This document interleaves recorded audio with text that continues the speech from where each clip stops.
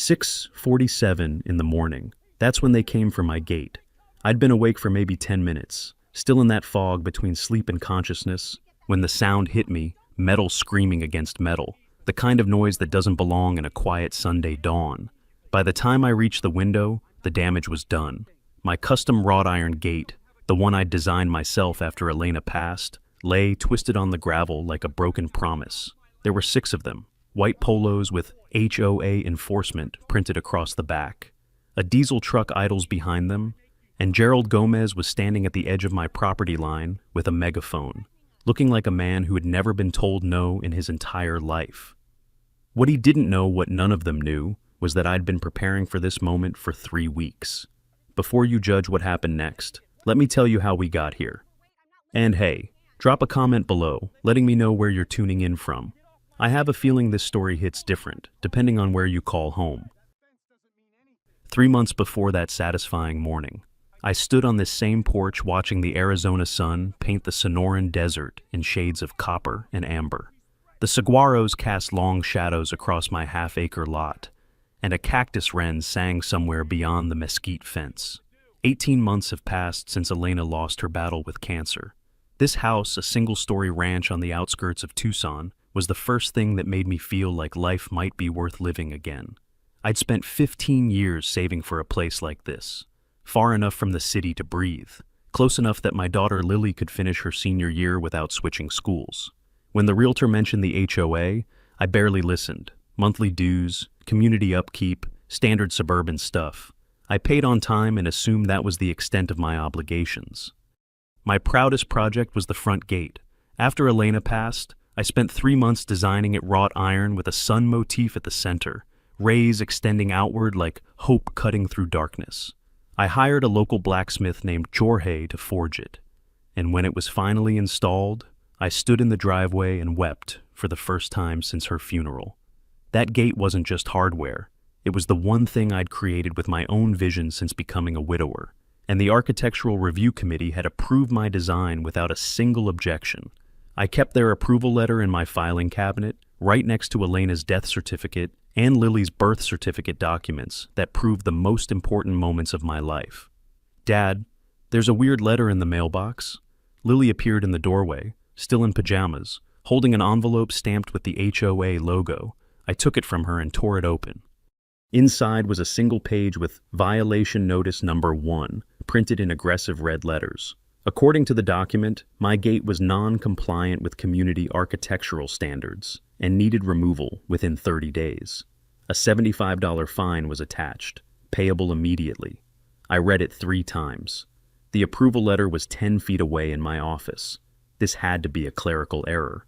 "What does it say?" Lily asked. "Nothing important, just a misunderstanding." That afternoon, I pulled out the CC&Rs, the covenants, conditions, and restrictions governing our community. I'm a software engineer by profession, which means I have a compulsive need to understand systems before I fight them. Section 4 covered architectural modifications. Nothing prohibited wrought iron gates. Nothing banned custom designs. The language explicitly permitted fencing and entry features consistent with the desert aesthetic. My gate, with its earth-toned finish and southwestern motif, fit that description like it was written for me. I photographed the relevant pages and saved them to a folder on my laptop labeled HOA Documentation. Engineers document everything. It's how we survive. The next morning, I called the HOA office. A woman answered with a voice like frozen metal. When I explained the situation, the approval letter, the missing violation, the apparent contradiction, she put me on hold for 7 minutes. When she returned, she offered exactly 1 sentence. Mr. Gomez will contact you directly." The line went dead. I stared at my phone, feeling something unfamiliar stir in my chest. Not anger, not yet. Just the distinct sensation of stepping onto a game board whose rules nobody had bothered to explain. That evening, I did my usual walkthrough, checking locks, testing the alarm panel, and making sure the windows were latched. It's a habit I developed after Elena died. The house felt too big without her, and the rituals helped fill the silence. When I passed our bedroom, my eyes landed on the gun safe in the corner. Inside was my father's Mossberg 500, a pump-action shotgun he'd willed to me 8 years ago. I'd fired it twice at a range, both times feeling like I was holding a piece of history too heavy for my hands. "Hope you never need it," Dad had said. "But if you do, know how to use it." I checked the safe's battery indicator full charge and moved on without opening it. The next afternoon changed everything. Lily and I were eating lunch when she froze mid-sentence, her eyes locked on the kitchen window. I followed her gaze. A white SUV with HOA Security Patrol stenciled on the door was creeping down our street at walking speed. It stopped directly in front of our house. 30 seconds. The driver's face was invisible behind tinted glass. Then it rolled away without explanation. Neither of us spoke. But when I looked at my daughter, I saw something I hadn't witnessed since the weeks after her mother's funeral, a kind of animal alertness, the recognition that safety is never guaranteed. That night, I walked the property perimeter with a flashlight, examining my camera setup with fresh eyes. 3 years old, 4 cameras total, blind spots on the east side yard and the rear corner near the irrigation controls. When I'd installed the system, I figured it was sufficient for package theft and coyote sightings. Now those gaps felt like open wounds. I made a mental note: upgrade immediately, add infrared capability, eliminate the dead zones. Something was shifting in the atmosphere around our quiet life. A pressure change I couldn't name but could absolutely feel, like the humidity spike before a monsoon breaks. I told myself it was nothing, a bureaucratic hiccup. Some administrator are checking boxes to justify their salary. The gate would stay, the fine would get reversed, and by next month, this would be a funny story I'd tell at neighborhood barbecues. Standing on the porch that night, watching stars emerge over the desert, I almost believed it, almost convinced myself that the world still operated on logic and fairness and documented approval letters. I had no idea that Gerald Gomez had already decided my gate would come down, and that he was willing to burn everything around it to make that happen. 2 weeks of silence. I'd almost convinced myself the violation notice was a clerical ghost, some automated error that would quietly dissolve. Then the second envelope arrived, thicker than the first. Urgent, stamped in the corner, like a threat dressed in bureaucracy. I opened it at the mailbox, too impatient to wait. Violation, notice number 2, same complaint. But the fine had doubled to $150, and an additional page warned that continued non-compliance would trigger a lien against my property. 3 hours of legal research later, I learned what that meant in Arizona. HOA liens can lead to foreclosure. They could take my house over a gate they'd already approved. The third day after that notice, Gerald Gomez appeared on my porch. I recognized him from community newsletters, late 50s. Silver hair combed back like a television preacher, eyes that calculated while his mouth smiled. 6 years as HOA president, former property manager, the kind of man who collected small powers and wielded them like inherited wealth. He stood there with a clipboard and a polo shirt embroidered with the HOA logo, radiating the confidence of someone who'd never heard the word no from anyone beneath him. "Mr. Anderson?" No handshake offered. "I wanted to discuss your gate situation face to face, neighborly." I kept the screen door between us. "There's nothing to discuss. I have an approval letter from the architectural committee." His smile held steady. "Standards evolve. The board reviewed your installation and determined it no longer aligns with community expectations." He gestured vaguely toward my driveway. "It draws attention, makes neighbors uncomfortable. I followed every procedure, submitted plans, received written approval." Something flickered behind his eyes, surprise at resistance, or irritation at having to work for this. "Documentation can be reconsidered, approvals can be revoked." The smile finally cracked, showing teeth. "I'd encourage you to think about whether this hill is worth dying on. Mr. Anderson, 30 days. Then we proceed to enforcement." He walked back to his white SUV without waiting for a response. I watched the dust settle behind his tires and felt something fundamental shift inside my chest. This wasn't bureaucracy. This was personal. The surveillance changed texture after Gerald's visit. Before, the patrol SUV had passed once or twice daily, annoying but ignorable. Now it crawled by 4 or 5 times between sunrise and sunset. The driver occasionally lifting a phone to photograph my property, but the real damage happened beyond my sight lines. Neighbors who had waved hello during my first year suddenly developed fascinating relationships with their shoes when I walked outside. Conversation stopped when I approached the community mailbox cluster. I became a ghost in my own neighborhood, visible but unacknowledged. Lily brought the poison home from school. A classmate daughter of a board member had loudly asked why the Anderson house was under surveillance. The question metastasized through the senior class within days. By Friday, my daughter was eating lunch in the library, pretending she preferred books to company. She didn't tell me this directly. I found out because she stopped mentioning friends altogether, and when I picked her up from school, her eyes had that hollow quality I remembered from the months after Elena's death. I called a real estate attorney named David Moreno, working off a recommendation from a colleague. The first 30 minutes were free. I laid everything out: approval letter, violation notices, escalating fines, and lien threat. He listened without interrupting. "Document everything," he said. "Every letter, every patrol pass, every interaction, dates, times, photographs. Arizona courts love paper trails. And if they try to remove the gate themselves, they'd be trespassing. Arizona has castle doctrine. Your property line is your castle. They'd need a court order, and no judge grants those for aesthetic complaints." He paused. "But, Mr. Anderson, people like this don't play by legal rules. They count on you backing down before it reaches court. The question is whether you can outlast them." And that afternoon, I sent a formal response via certified mail citing the original approval, quoting CCNR sections, and requesting documentation of any policy changes.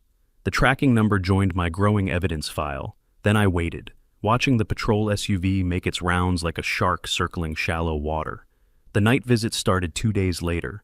I woke at 2 in the morning to a sound I couldn't place: soft, rhythmic, like careful footsteps on gravel.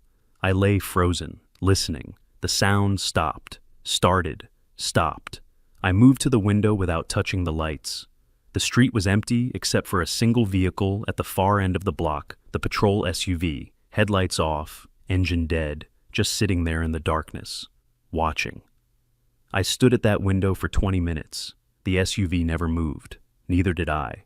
But something between us had changed, an unspoken acknowledgement that this conflict had migrated from paperwork into something more primal. They wanted me to feel hunted in my own home, and it was working. The next morning, Lily found me in the kitchen before sunrise, coffee already cold, laptop open to the Pima County Sheriff's non-emergency line. She looked at the screen, then at my face, and I watched her childhood retreat another few inches. "Dad," her voice was barely audible. "I'm scared." I pulled her close, feeling her shoulders tremble against my chest. "I know, sweetheart. I know." Over her head, my eyes found the bedroom doorway, the corner where the gun safe waited. I'd checked the battery 3 weeks ago, but hadn't opened it since we moved in. Elena had never liked guns. She'd tolerated my father's shotgun as a family heirloom, something to be stored and forgotten. But Elena wasn't here anymore, and the people circling our home didn't care about documentation or approval letters or legal procedures. They cared about power taking it, keeping it, crushing anyone who threatened their grip. I held my daughter until her breathing steadied. Then I made a decision I had been avoiding since that first violation notice arrived. Tomorrow, I will open the safe. The harassment campaign began in earnest the following Monday. A letter accused me of excessive noise violations, no dates, no times, no complaining neighbor identified, just a $100 fine for disturbances that never happened. I worked from home as a software engineer. My loudest activity was typing. The accusation wasn't meant to be believable. It was meant to exhaust me. 4 days later, my irrigation system went dry. I discovered the problem when the prickly pear near the front walkway started yellowing a death sentence in Arizona's May heat. A call to management produced a recorded message about scheduled maintenance. When I drove through the neighborhood that evening, every other lawn was green. Every sprinkler is running. Only my property had been disconnected. The outage lasted 5 days. By the time water returned, 3 saguaros showed stress fractures that would take years to heal. They were killing my garden by bureaucratic suffocation. The garbage truck stopped coming next. I watched it roll down our street Thursday morning, pausing at every house except mine. When I flagged down the driver, he shrugged without meeting my eyes. "Obstruction notice. Your cans aren't accessible." My cans sat exactly where they had sat for 18 months, same spot every resident used, on a curb with no obstacles for 50 feet. I filed a complaint with Waste Management. They promised an investigation. Nothing came of it. Then Gerald sent the email 237 households. Subject line designed to draw blood. Property value alert, non-compliant resident threatens our investment. He didn't name me. He didn't need to. The message warned that one homeowner's stubborn refusal could decrease values by 15%. It urged residents to encourage compliance through community solidarity. Translation: make their lives unbearable until they break. The consequences landed on Lily like a collapsing roof. Her remaining friendships evaporated overnight. A group project partner requested reassignment. The senior prom committee, which she'd helped organize since September, voted to remove her, citing scheduling conflicts. She came home with mascara streaked down her face and didn't emerge from her room until dinner. When she finally appeared in the kitchen doorway, her voice was sandpaper. "Why won't you just change the stupid gate?" Arms wrapped around herself like she was physically holding herself together. "I hate it here. Mom would have wanted us to be happy, not fighting the whole neighborhood over some piece of metal." For one weak moment, I considered surrender, removing the gate, paying every fine, making her senior year something other than a war zone. Then I remembered what Elena had spent her final months teaching our daughter: stand for something, or you'll fall for anything. If I back down now, they won't stop. I kept my voice steady. They'll find another rule, another fine, another target. This isn't about the gate anymore. It's about whether people like Gerald get to destroy anyone who won't bow. Lily stared at me, nodded once, retreated without another word. I wasn't sure if I'd convinced her or lost her. The final notice arrived 3 days later. Scheduled removal of non-compliant structure, 7 days out. No court order, no legal filing, just a declaration that HOA enforcement would enter my property and dismantle the gate with or without consent. I called David Moreno immediately. They can't do this legally. For the first time, I heard alarm in his voice. There's no mechanism allowing HOA personnel to enter private property without court authorization. If they try, it's criminal trespass class 6 felony if they bring tools. What do? Report it to the sheriff now, before anything happens? Create a paper trail showing you warned authorities. And Mr. Anderson, he paused. Arizona law allows property defense. I'm not telling you to escalate, but know your rights backward and forward. That night, I ordered 2 wireless security cameras, infrared capability, cloud backup, 48-hour battery life. They'd arrive in 3 days, giving me time to eliminate blind spots before the deadline. Then I called the Pima County Sheriff's non-emergency line and reported the threat. The deputy gave me a case number and advice I'd already internalized. If they enter without permission, call 911 immediately.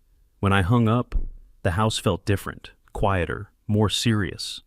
I walked to the bedroom and stood in front of the gun safe for a long moment, feeling Elena's disapproval radiating from her photograph on the nightstand. She'd hated firearms, tolerated my father's shotgun only because it meant something to me. But Elena wasn't here, and the people circling our home didn't care about approvals or procedures or documented harassment. They cared about power.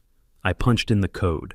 The Mossberg 12-gauge sat where I'd left it oiled, maintained, 5 rounds of buckshot in the tube. I lifted it, feeling the weight settle into my palms, and carried it to the living room. It would stay within reach until this ended.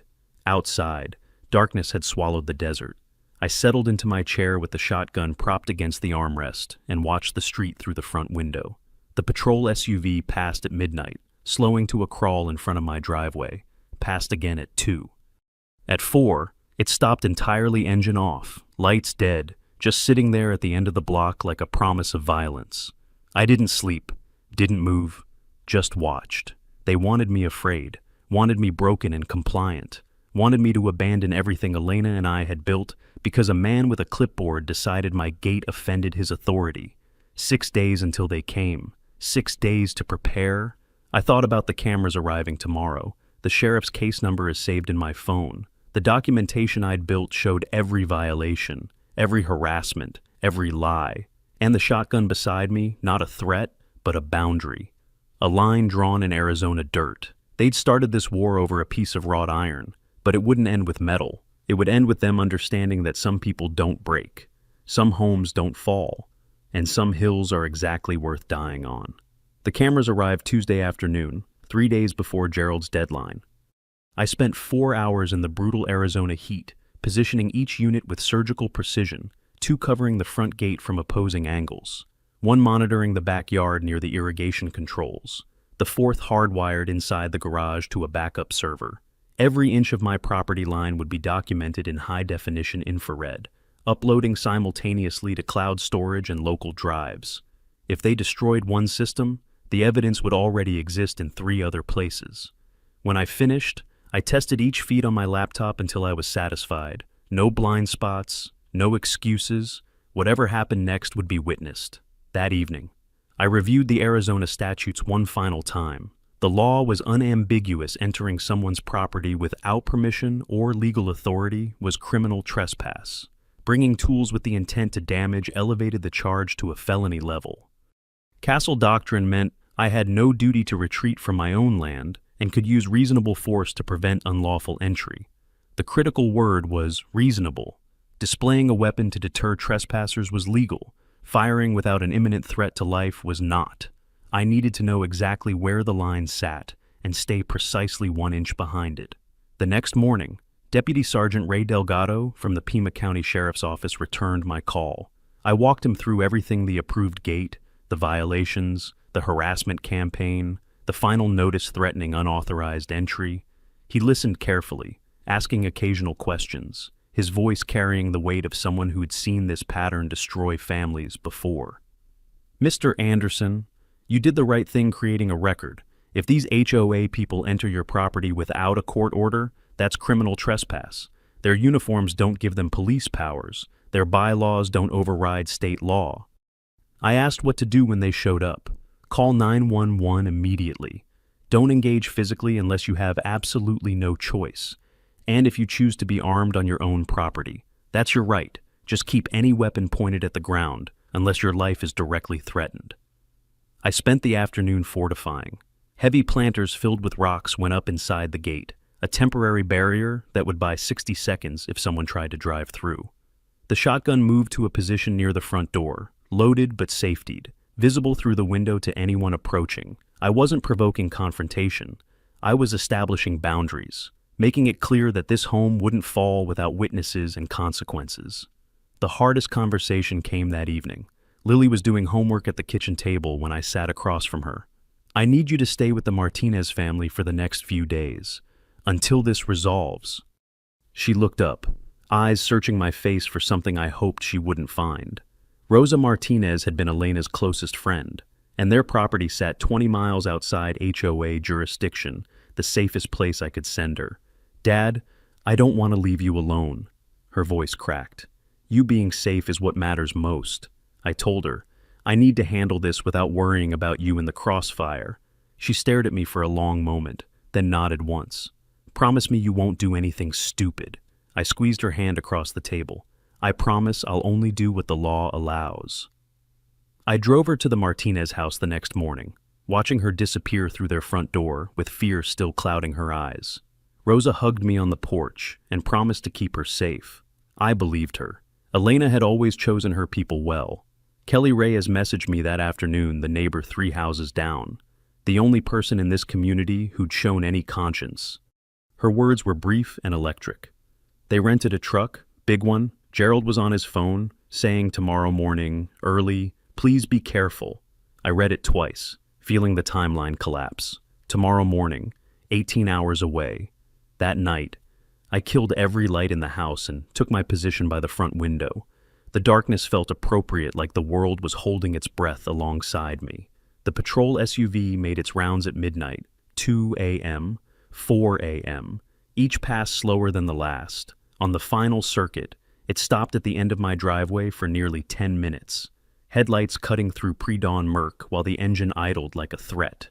I sat motionless with the Mossberg across my knees, camera feeds glowing on the laptop beside me. Let them look. Let them see the house wasn't dark because I was sleeping. Let them understand that whatever came next would be answered. The SUV pulled away as gray light touched the eastern horizon.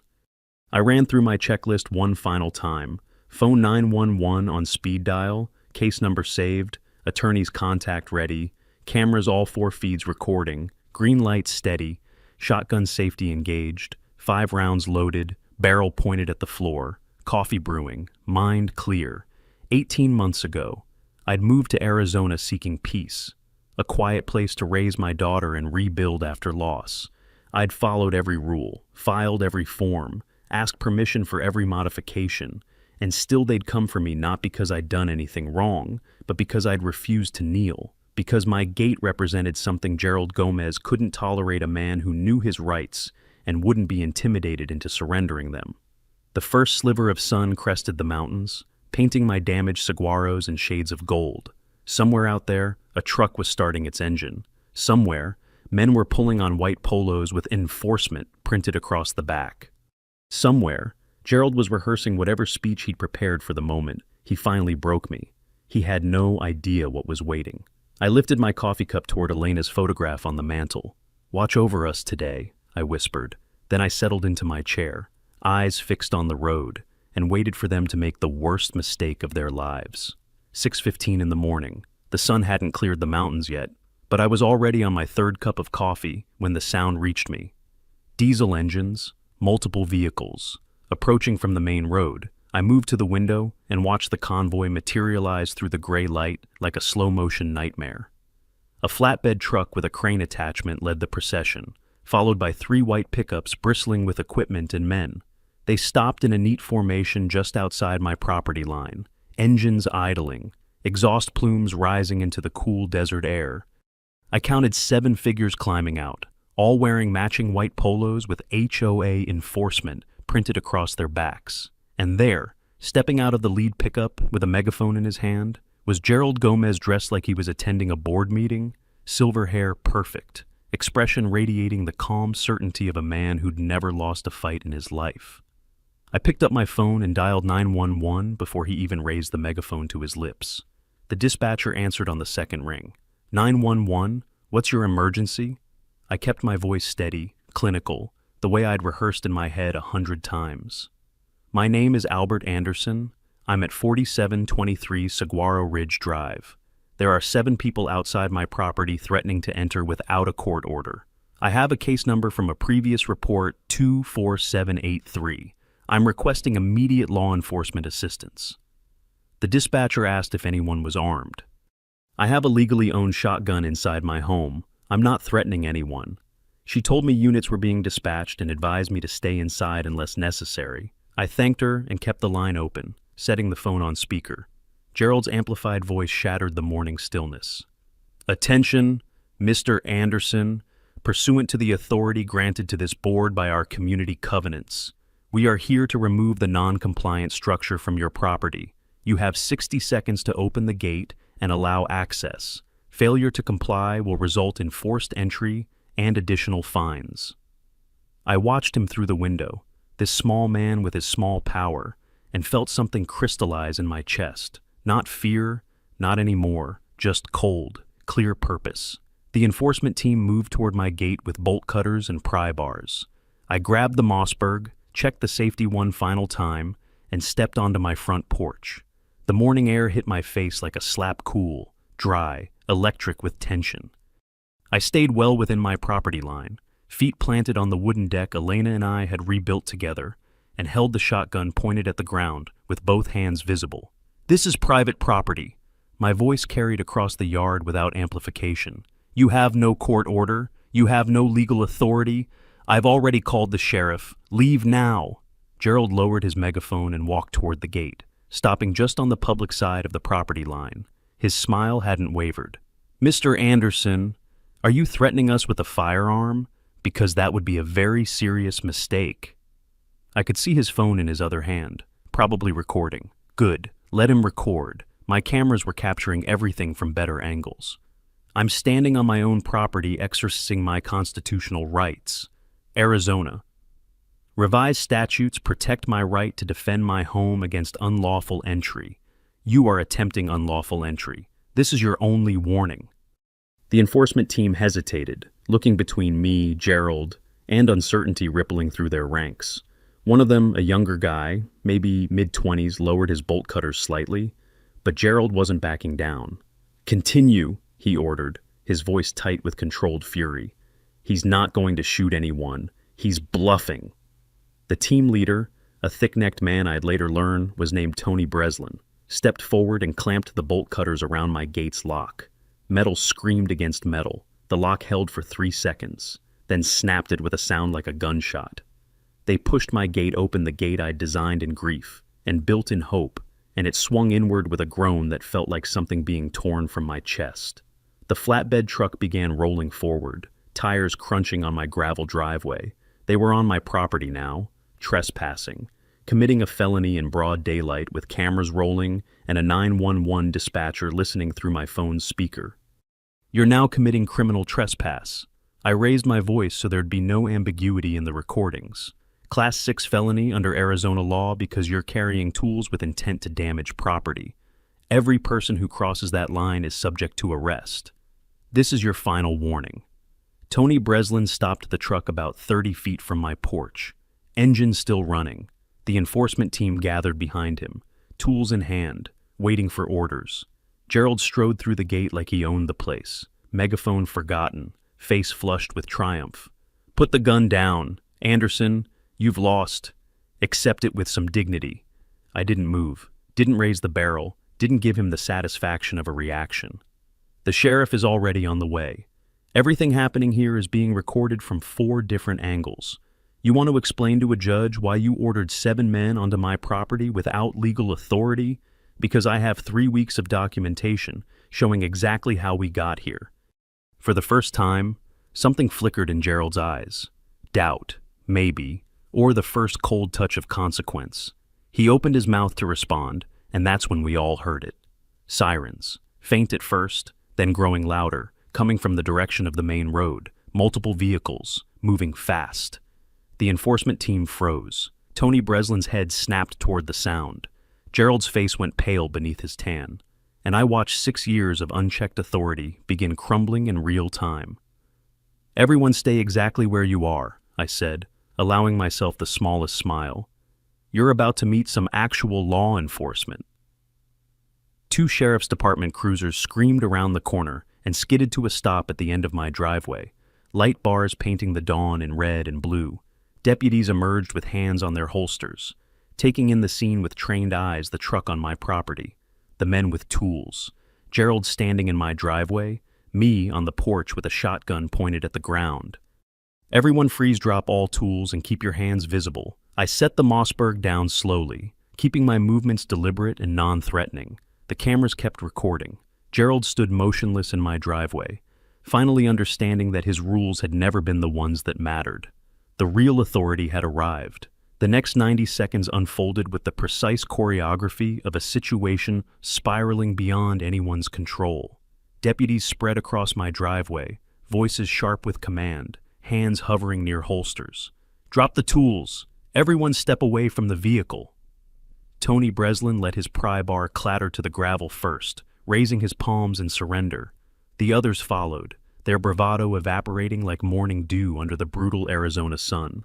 Only Gerald remained motionless, standing in the middle of my driveway like a man who couldn't process that the rules had fundamentally changed. One deputy approached me on the porch, eyes moving between my face and the shotgun I'd set down. "Sir, are you the homeowner? Are you Albert Anderson?" I confirmed my identity, keeping my hands visible, movements deliberate. "I'm the one who called. That's my firearm, legally owned, never pointed at anyone." A 3rd cruiser arrived as the deputy secured my weapon, and Sergeant Ray Delgado stepped out with the unhurried confidence of a man who'd walked into 100 volatile situations and resolved all of them. I recognized his voice from our phone conversations, calm, measured, unshakable.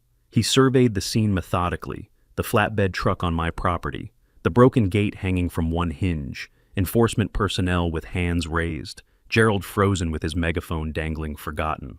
"All right," Delgado announced. "Homeowner over here, gentleman in charge over there. Everyone else stays exactly where they are until we sort this out." We assembled in 3 groups like opposing armies at a negotiation, me on the porch steps with one deputy, Gerald near the broken gate with another, The enforcement team lined up beside the truck under watch. Delgado positioned himself at the center, a neutral arbiter in a conflict that had been anything but neutral. He turned to Gerald first. "Sir, identify yourself and explain what's happening here." Gerald straightened his polo shirt, attempting to reassemble his authority from scattered pieces. "Sergeant, my name is Gerald Gomez. I'm president of the Saguaro Ridge Homeowners Association. We're conducting a lawful enforcement action against a property in violation of community standards. This man threatened us with a firearm when we attempted to exercise our legitimate authority." Delgado's expression remained unchanged. "Do you have a court order authorizing entry onto this property?" The question hung in the air like a suspended blade. Gerald's jaw tightened visibly. "Our CC&Rs grant the board authority to—" "I didn't ask about CC&Rs," Delgado interrupted, voice calm but edged now. "Court order, yes or no?" Silence stretched between them. 3 heartbeats, 4. "No," Gerald admitted, "but the homeowner has been non-compliant." "Then you entered private property without legal authorization. Based on the tools scattered across this driveway, that's a felony. Mr. Gomez." I watched Gerald's face cycle through disbelief, indignation, and finally the first flicker of genuine fear. Something loosened in my chest. Not triumph, just quiet satisfaction, watching reality catch up with a man who had spent years outrunning it. "Sergeant, I have complete video documentation," I said. 4 cameras covering every angle, recording since before they arrived. Everything that happened here is preserved." Delgado nodded. "We'll review all of it, but first," he turned back to Gerald, "I'm going to ask some questions. I'd advise you to think carefully before answering." And what happened next was the moment Gerald Gomez destroyed himself. Instead of remaining silent, instead of requesting an attorney, he launched into a tirade that handed us everything. "This is absurd. I've served this community for 12 years. We have a responsibility to maintain standards. This man has defied legitimate authority since he arrived. His gait is an eyesore. His attitude is poison. I gave him every opportunity to comply. So, yes, I authorized this. I personally approved it. Someone had to enforce the rules." His voice cracked on the final words, desperation bleeding through the bravado. Delgado let him finish, then glanced at me. "Did you record that?" I gestured toward the camera above my garage door. Green light steady. "Every word." A deputy made a sound that might have been suppressed laughter. Gerald's face went ashen. I retrieved my laptop and pulled up the footage. We watched the convoy arrive, Gerald's megaphone ultimatum, and the team cutting my lock. But the most damaging clip came from an angle I'd nearly forgotten, the side yard camera capturing Gerald on his phone. Before the assault, "Just go in. He won't do anything. I'll take full responsibility." Delgado paused the video. When he turned to Gerald, his expression carried the weight of a verdict. Mr. Gomez, you're under arrest for criminal trespassing and criminal damage to property. You have the right to remain silent." A deputy approached with handcuffs. Gerald's composure was completely shattered. "You can't do this. I'm a community leader." But the cuffs clicked shut, and his protests dissolved into the morning air as they'd never carried any weight at all. The enforcement team watched their leader being guided toward a cruiser. I saw the exact moment each realized they'd followed a man off a cliff. Tony Breslin caught my eye and shook his head, the universal gesture of catastrophic recognition. "He told us it was legal," he said to no one. "Said the board had authority," Delgado overheard. "Boards don't authorize felonies. We'll need statements from everyone, but cooperation will be noted." Deputies processed the scene while neighbors gathered at the property edge, drawn by sirens and spectacle. For the first time in months, they weren't avoiding my gaze. They were watching Gerald Gomez in the back of a sheriff's cruiser, watching his small empire collapse in real time. Sergeant Delgado approached me last, extending his hand. Mr. Anderson, you handled this exactly right. Documented, called immediately, never escalated. Most people would have made this worse." I shook his hand, exhaustion settling into my bones like sand filling an hourglass. "I just wanted to keep my home." He nodded. "You did, and you exposed something that's been happening here for years. The county attorney will be very interested in Mr. Gomez's history." I stood alone on my porch after the cruisers departed, staring at what remained of my gate. One hinge torn from the post, the sun motif bent but unbroken, still catching light the way it had the day Jorge installed it. Elena had never seen the finished design she'd passed 3 weeks before the ironwork was complete. But standing here now, I understood something I hadn't fully grasped until this moment. The gate was never just metal and craftsmanship. It was a declaration, a line drawn in desert soil saying, "This is mine, this matters, this will not be taken without consequence."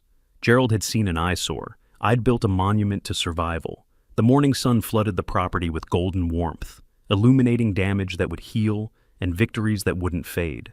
I pulled out my phone, suddenly desperate to hear my daughter's voice. She answered on the first ring, and I could hear the fear she'd been carrying for weeks dissolve as I spoke. "It's over, sweetheart. Come home." 2 days after the arrest, Detective Maria Santos from the Pima County Sheriff's Office arrived at my door with a digital recorder and questions that would take 3 hours to answer. She was a compact woman in her 40s, with sharp eyes and a manner suggesting she'd heard every lie humans could invent. I walked her through the entire timeline violation notices, escalating fines, service disruptions, the community email, and the final notice. She listened without interrupting, expression revealing nothing. When I finished, she asked to see my documentation. I handed over the folder containing every letter, photograph, and timestamp from the past 3 months. She flipped through it methodically, occasionally photographing pages. "Mr.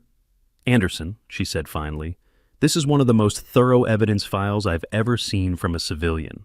The county attorney filed charges 3 days later. Gerald faced 2 Class 6 felonies, trespassing and property damage, plus conspiracy charges based on the phone recording where he'd directed his team onto my land. Tony Breslin faced a misdemeanor for his role, though Detective Santos mentioned privately that his full cooperation would likely reduce his sentence. The remaining team members received immunity in exchange for testimony, confirming Gerald had repeatedly assured them the action was legal, but the investigation expanded beyond that Sunday morning. Detective Santos called a week later with news that reframed everything I thought I understood about Saguaro Ridge. "Your situation isn't isolated, Mr. Anderson." 3 families had experienced nearly identical campaigns over the past 5 years. The Nguyen's endured 14 months of harassment over a backyard garden before selling and fleeing. The Crawfords fought for 2 years over solar panels despite state laws protecting renewable energy rights until legal fees broke them. A third family, whose name Santos couldn't share, had simply vanished from the neighborhood after Gerald decided their landscaping was inconsistent with community character. The pattern was unmistakable. Gerald had been running a petty kingdom, systematically crushing anyone who challenged his aesthetic dictatorship. David Moreno filed our civil lawsuit the same week. We sued Gerald personally for intentional infliction of emotional distress and the HOA for negligent supervision. The damages $4,500 for gate repair, $50,000 for emotional distress, $150,000 in punitive damages. David also demanded the HOA cover legal fees if we prevailed a provision designed to hit their insurance carrier hard and force the board to reckon with what they'd enabled through years of willful blindness. The community's response exceeded my expectations. A petition demanding the removal of all current board members gathered momentum within days of Gerald's arrest. Kelly Reyes collected 37 signatures in a single weekend, going door to door with a determination that made me understand why she'd risked Gerald's wrath to warn me about the truck. The board called an emergency meeting and invited me to attend as an affected community member. I declined. My fight had been with Gerald, not with neighbors who'd been as intimidated as anyone else. Let them rebuild their governance without my shadow hanging over the process. Lily returned home the day after the arrest. The first week was difficult. She'd jump at unexpected sounds, check windows when cars passed, but I watched her healing begin in small moments that accumulated like rain filling a dry wash. Maya started visiting again. The prom committee reached out with apologies and a renewed invitation. One evening, I found her photographing the recovering saguaros in the backyard. "For evidence," she said with a half-smile that echoed her mother so strongly it hurt. In case anyone tries to say we exaggerated, I didn't tell her I'd already documented everything. The act of documenting was part of her healing, taking control of a narrative that had nearly consumed us both. The settlement offer arrived 3 weeks after filing.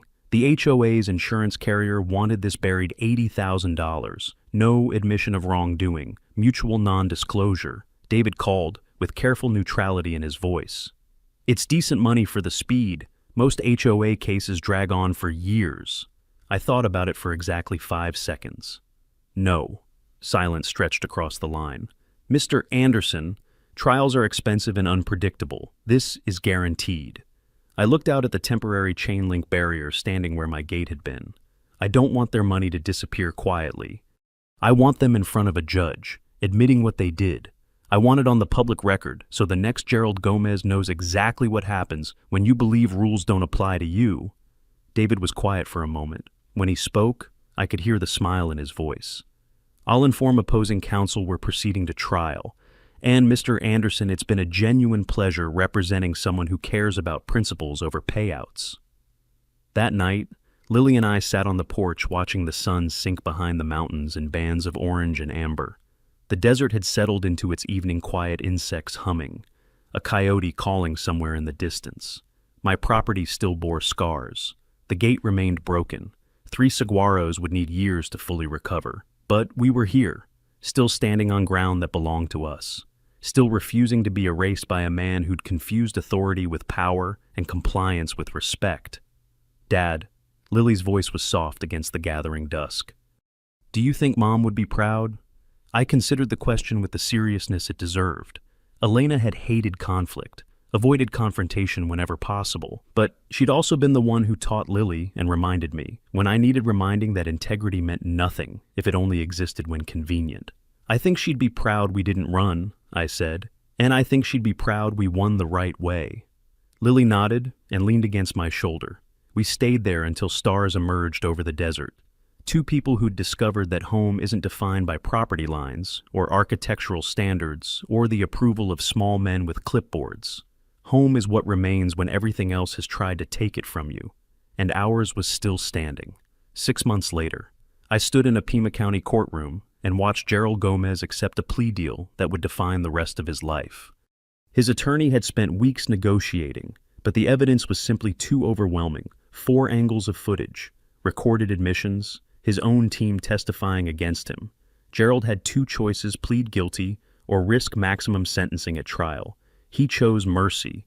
The judge delivered consequences with dispassionate efficiency: 2 years probation, 200 hours of community service, a 10-year prohibition from holding any HOA leadership position in Arizona, restitution of $25,000 paid directly to me. Gerald stood motionless as the sentence was read, silver hair less perfect than I remembered, his suit hanging like borrowed clothes. When the judge finished, he turned and caught my eye. I expected defiance. Instead, I saw exhaustion, the bone-deep weariness of a man who had finally run out of people to blame. He looked away first and walked out of my life without another word. Tony Breslin received 1 year of probation and a $2,500 fine. He'd cooperated fully and testified truthfully. After the hearing, he approached me in the hallway with his hat literally in his hands. Mr. Anderson, I know, sorry doesn't fix anything, but Gerald made it sound official, legitimate. I should have asked questions. I studied his weathered face, his calloused hands. He wasn't so different from me, just a guy who'd trusted the wrong authority. Ask them next time, I said. That's all any of us can do. He nodded, shook my hand, and walked away with his shoulders straighter than when he'd approached. The civil case settled 2 weeks before trial. The HOA's insurance carrier had watched the criminal proceedings and decided a jury verdict could be catastrophic. Final offer, $120,000, full legal fees, and a formal apology signed by every remaining board member, acknowledging Gerald's actions had been unauthorized and illegal. I took it without hesitation. The money mattered less than having accountability and writing a precedent that the next family facing this kind of tyranny could point to. The new HOA board took office in a special election. Kelly Reyes won a seat alongside 2 residents who had quietly opposed Gerald for years. Their first action, comprehensive CCNR amendments requiring supermajority approval and 60-day notice for any enforcement. Their second, inviting me to the community's summer barbecue, the first since Gerald had transformed gatherings into loyalty tests. Lily graduated from high school on a bright May morning. I sat in the audience watching her cross the stage, trying not to cry, thinking about how far she'd traveled from the girl who'd eaten lunch alone in the library. She'd been accepted to the University of Arizona, close enough to visit, far enough to build her own life. The night before graduation, we sat on the porch, and she surprised me with something I hadn't expected: humor. "I learned that standing up for yourself isn't looking for a fight," she said, "and I learned you should always have backup cameras."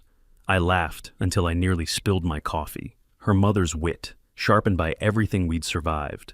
The new gate was installed on a Saturday in late June. Jorge, the blacksmith who'd forged the original, insisted on recreating it at cost.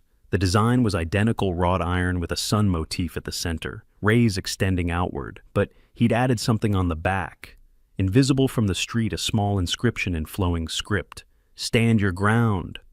I ran my fingers over the letters as the crew packed up, feeling cool metal warm under my touch. The barbecue happened 2 weeks later. 8 families came, including the Nguyens, who'd driven from Phoenix specifically for the occasion. We grilled burgers and watched kids chase each other across the yard and talked about everything except the past. At one point, Mrs. Nguyen pulled me aside and squeezed my hand. "Thank you," she said simply, "for finishing what we couldn't." I didn't have words, so I just squeezed back. That night, after the last guests departed and Lily retreated to her room, I sat alone on the porch watching stars emerge over the desert. The saguaros had healed, stress fractures fading into memory. The garden thrived. The gate stood solid at the end of the driveway, its sun motif holding the last light. 18 months ago, I'd come to Arizona seeking refuge from grief. I'd found a battle instead, one I'd never asked for, against an enemy I'd never anticipated. But sitting here now, I understand something about the difference between the peace you're given and the peace you build with your own hands. One can be taken, the other becomes part of who you are. I raised my coffee cup toward the bright star above the eastern mountains, the one I'd claimed for Elena the night after her funeral. "We kept it," I whispered. "Everything you wanted for us." The desert answered with silence and the distant song of a cactus wren settling for the night. I finished my coffee, checked the locks from habit rather than fear, and went to bed in a home that felt like a sanctuary again, somewhere out there. Gerald Gomez was starting his community service hours, learning what it meant to serve rather than rule. Somewhere, Kelly Reyes was drafting agendas for a board that would actually protect residents instead of persecuting them. Somewhere, the Nguyens were telling their children that sometimes justice takes longer than it should, but it does arrive. And here, on a half-acre of Arizona desert, a widower and his daughter were sleeping peacefully in a house no one had managed to take from them. Not through harassment, not through intimidation, not through a convoy of trucks and men in matching polos who thought uniforms meant authority. The gate Jorge built would outlast us all iron and craft, and a message hidden on the back for anyone who needed to find it. "Stand your ground. We had, we did, we always would."